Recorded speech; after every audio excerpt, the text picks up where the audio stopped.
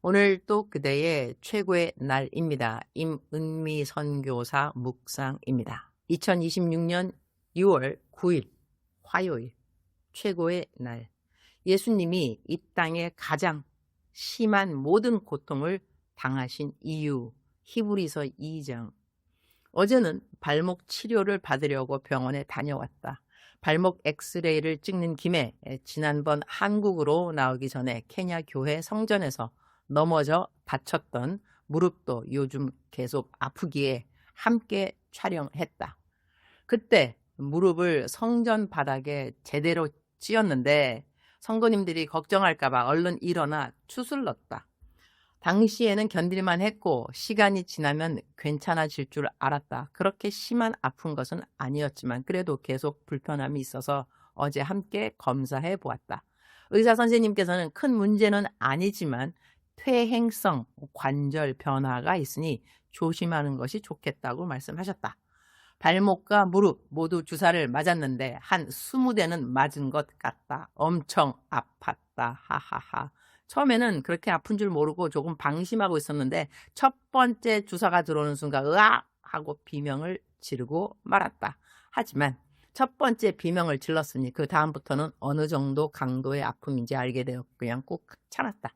끝까지 참다가 마지막 두세 대가 더 아파서 조금 더 비명을 질렀지만 하여튼 무사히 치료를 잘 받고 나왔다. 나는 주사를 맞을 때나 아플 때 나름대로 감사하는 방법이 있다. 나는 우리가 항상 자유롭게 하나님을 믿을 수 있는 시대만 계속될 것이라고 생각하지 않는다.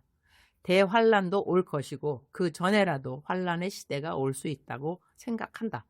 예수님을 믿는다는 이유만으로 핍박을 받을 때도 있을 것이라고 믿는다. 그러니 핍박을 받아 고문을 당하게 된다면 조금이라도 미리 아픈 것을 경험해 두는 것도 나쁘지 않겠다는 생각을 한다. 그때 조금이라도 더 잘 견딜 수 있지 않을까 하는 생각이 있기 때문이다. 남들이 들으면 뜬금없는 생각처럼 들릴 수 있지만 나는 아플 때 그런 생각을 하며 감사한다.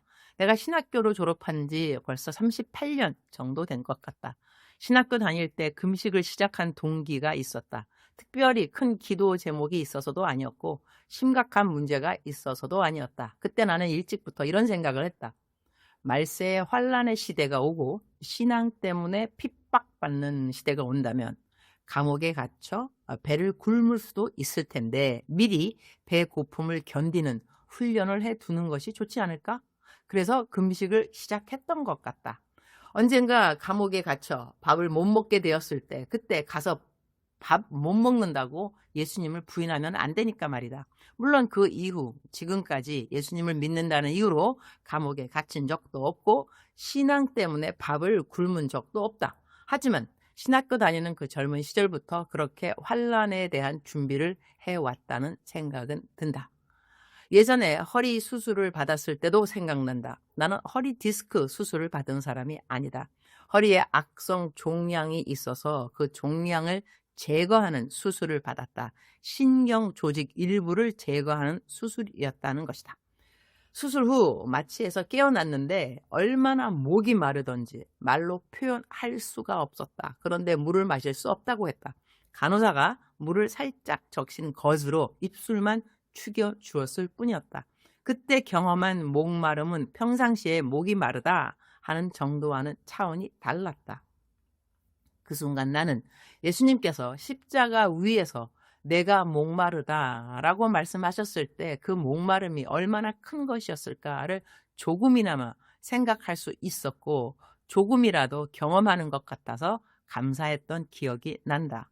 오늘 아침에도 일어나면서 어제 주사를 맞아 아프긴 하지만 잘 견딜 수 있었던 것이 감사했다.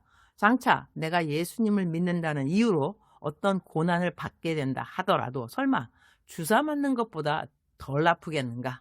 그런 생각을 하며 또 감사했다. 나는 아침에 일어나면 늘 감사 기도를 먼저 한다. 그것이 습관이 된 것도 감사하다. 사실 수술 이후 지난 13년 동안 하루도 몸이 가볍게 일어난 적은 없다. 아침에 일어날 때의 몸 상태를 표현하자면 물에 흠뻑 젖은 솜 이불 같다. 아마 그 표현이 가장 정확할 것 같다. 그러나 그것도 감사한 것은 매일같이 강도가 무거운 것이 아니고 어떤 날은 조금 가벼운 날도 있다. 흐흐흐. 내 묵상을 읽는 분들은 대부분 아침에 이 글을 접한다. 출근길에 듣기도 하고 설거지를 하면서 듣기도 하고 새벽기도 가기 전에 읽기도 한다. 그런데 내가 매일같이 오늘 또 아프다, 오늘 또 힘들다 라고만 말한다면 과연 누가 은혜를 받을 수 있겠는가? 그래서 나는 아픔보다 감사를 말하고 싶다. 어제도 주사를 맞아 아팠지만 감사했다. 성경은 믿음이 없이는 하나님을 기쁘시게 할 수 없다고 말씀한다. 내 삶에 아무 문제도 없고 모든 것이 형통한 것이 하나님을 꼭 기쁘시게 하는 것도 아니다. 감사한 것은 하나님께서 나에게 너는 매일 건강해야만 한다 라고 말씀하신 적은 없다는 것이다. 그러나 하나님께서는 분명히 말씀하셨다. 믿음이 없이는 하나님을 기쁘시게 하지 못하느니라. 그러니 나는 믿는다. 내 몸이 완전히 회복될 것을 믿는다. 설령 죽는 날까지 회복되지 않는다 하더라도 마지막 순간까지 믿을 것이다. 왜냐하면 내 삶의 목표는 건강한 몸이 아니기 때문이다. 내 기도 제목이 응답되는 것이 내 삶의 최종 목표도 아니다. 내 삶의 목표는 하나님을 기쁘시게 하는 것이다. 그리고 하나님께서는 믿음을 기뻐하신다고 말씀하셨다. 그래서 나는 오늘도 믿음으로 하루를 시작한다. 그래서 감사하다. 그러니까 감사.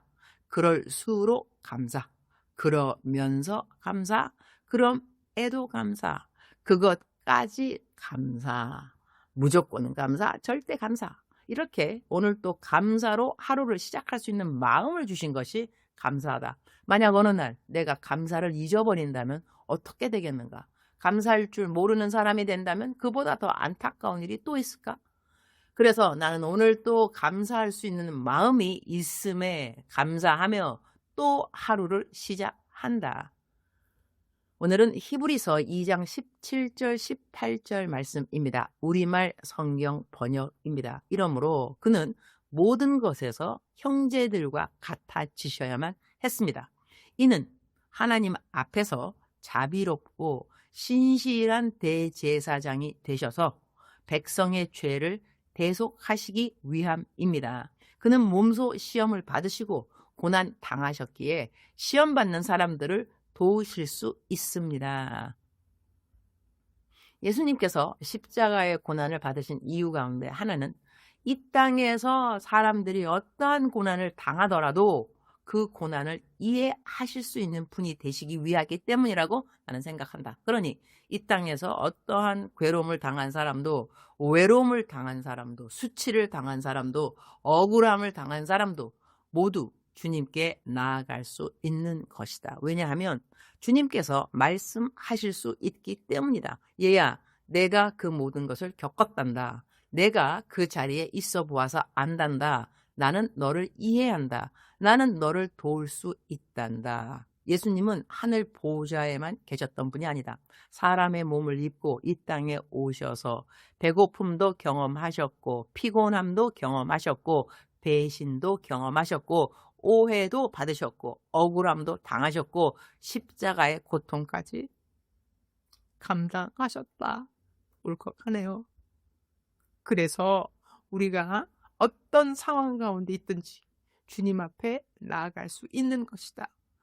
오늘 또 이 말씀을 대하면서 내가 있는 모든 상황 속에서 우리 예수님이 나를 도와주실 수 있는 분이라는 것이 너무나 감사하다. 내가 달려가면 나를 안아주실 수 있으시고 나의 괴로움과 외로움 그리고 어떠한 아픔이라도 이해해 주실 수 있다고 말씀하시는 예수님. 예수님이 나의 구세주로 계시고 나의 주인이시며 나의 친구이시고 나의 모든 것을 이해하시는 분으로 계신다는 것이 너무나 감사하다. 주님, 오늘 또 최고의 날입니다. 저는 오늘 20년이 넘는 오랜 세월 동안 저를 꾸준하게 선교 헌금이 아니라 개인적 후원으로 도와주시는 분을 만나러 가게 됩니다. 내가 굳이 감사라는 말을 하지 않아도 늘 그 자리에 있어 주시는 분인데 오늘은 만나서 감사의 인사를 드려야 할 것 같습니다. 감사합니다 라는 인사말도 전혀 기대하지 않고 아니 나에게 아예 하지 말라고 하는 분인지라 저에게는 참 특별한 후원자가 아닐 수 없습니다. 많은 말을 하지 않아도 제가 그분을 고마워하는 마음이 그대로 잘 전달될 수 있도록 도와주시고, 그분이 하는 모든 일에 요한삼서에 나오는 가이오가 받은 범사의 형통함을 허락하여 주옵소서. 그분의 자녀들도 잘 되게 하여 주시고, 요즘은 한국의 경제도 어렵다고 하는데 하는 사업 위에 하나님이 특별한 긍휼하심과 자비하심을 베풀어 주시고, 하나님께서 항상 그러해 주셨듯이 늘 선한 길로 인도하여 주시기를 기도합니다. 주님 사랑합니다. 주님 감사합니다. 오늘 또 우리 주님 저를 보시면서 하루 종일 기쁨을 넘어서 감동을 받으시면 참 좋겠습니다. 작정서 점수 100점. 사랑하는 그대여, 사랑하는 그대여 출석 부르고 있습니다. 대답하셨나요? 오늘 저의 묵상, 그대는 어떻게 들려왔는지 저는 잘 모르겠지만 오늘 특별히 힘들고 고독하고 외롭고 고통스럽고 억울하고 답답하고 안타깝고 그러한 분들이 있으시다면 꼭 위로받으시고, 우리 예수님께서 그 모든 고통 이해한다고 말씀하시는 그 음성이 그대에게 그대로 잘 전달될 수 있기를 기도합니다. 사랑하는 그대, 오늘 또 힘내시고 그대의 힘의 원천 예수 그리스도 그분의 그대들을 사랑하는 그 마음, 그것이 바로 그대들이 받을 수 있는 새 힘의 원천이라고 저는 생각합니다. God loves you. God loves you. 하나님께서 그대를 사랑하십니다. 사랑하는 그대여 사랑합니다. 사랑하는 그대여 축복합니다. 오늘 또 그대의 최고의 날입니다.